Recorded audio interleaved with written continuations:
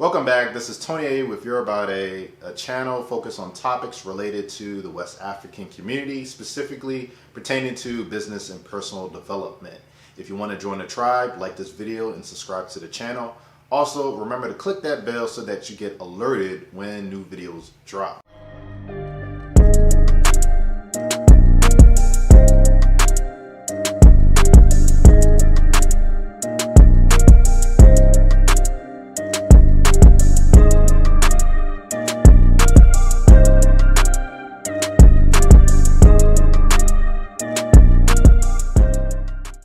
So, I saw the news about there being a new Lagos to Ibadan railway system, and I think it's good. It's definitely much needed. Transportation just around the country is always a good thing, mass transportation, and especially with all the cars that are on the road and the kidnapping, the insecurities and all that those issues, you need another form of transportation.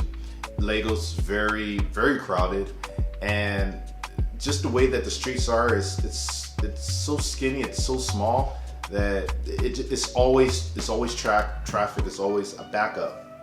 Now, what's interesting, just to give some context, remember my contact was telling me you need to travel during certain times of the day due to the traffic and other issues that can possibly happen as well on the road, because the roads are not the greatest and it can be backups, it can be accidents. You want to avoid it during a certain time of day. So what she was telling me, you need to travel like either early morning or on the weekends. So I remember when I did travel, the best time we try to travel during, it took about 3 hours just to go from Ibadan to Lagos. And as far as the distance, it's about an 80-mile difference between Lagos and Ibadan. So 80 miles, that's about roughly hour and a half, hour and 15. You can probably get there. Let's just say an hour and a half.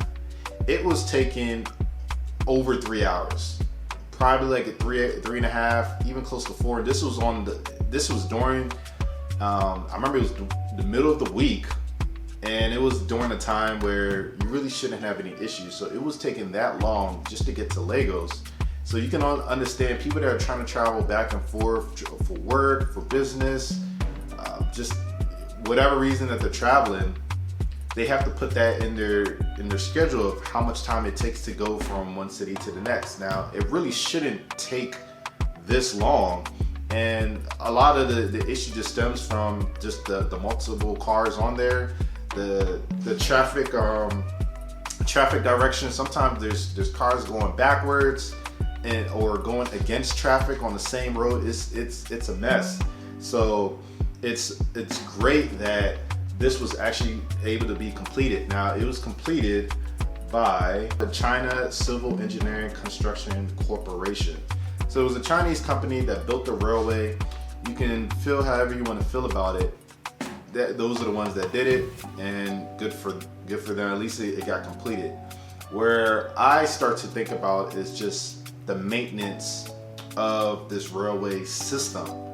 Do we have our own engineers? I'm ignorant on this. I don't know. I didn't do the research, but I'm curious to know if we have our own engineers that can keep up with the maintenance and also continue to expand on it, to develop it, and not just leave it there and it just becomes obsolete.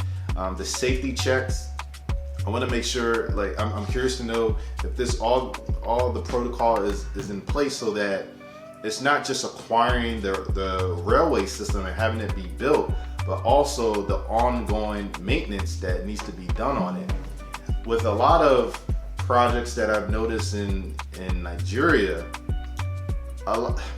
they start to break down after some time, and then what tends to happen is they would have to call in those foreigners to come in and fix it. Now, this is just a waste of resources and time, because you're having to do negotiation to get them over here. It's going to take some time, and then they might fix it a little bit. They might not do a good job. We know the history of Chinese companies working in Africa, So you got to deal with that, and if it breaks down again, then you have to do the same thing over again. We should have people that are trained in the country as far as blue collar workers, tradesmen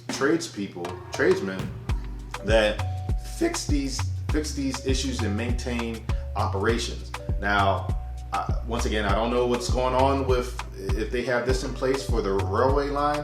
I doubt it, because the maintenance culture in Nigeria is very poor. I'm curious to know, maybe not curious, but I will be hopeful to know that we have some time before this train breaks down, and within that time period, we start to realize that we need technical experience from within to maintain the infrastructure of Nigeria. A lot of us heard about building collapses that happen in Nigeria. The roads, of course, are the obvious ones. Nigeria is notorious for bad roads. Building infrastructure, not just the collapses, but also inside the maintenance of it, the updates to just different buildings, bathrooms, kitchens.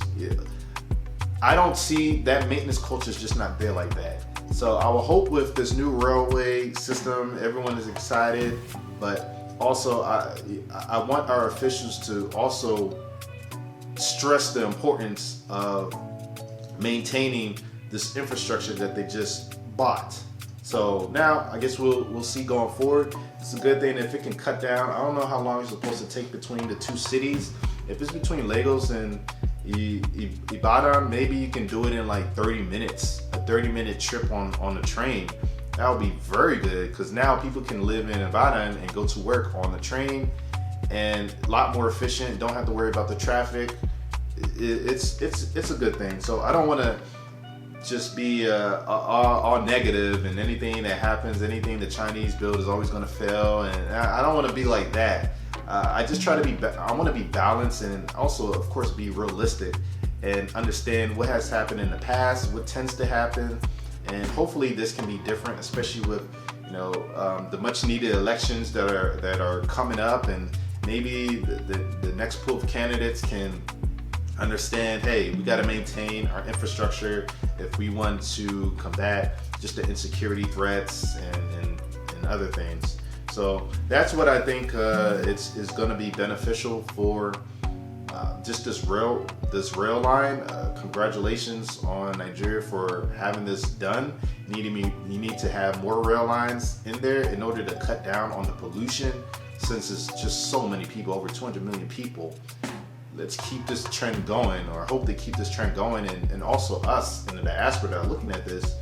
I want us to be a contributing factor to this as well, in whatever way that we can do it, making connections with those on the ground so that we can be a part of this, and we can all be proud on we're all working together to get the progression that we need.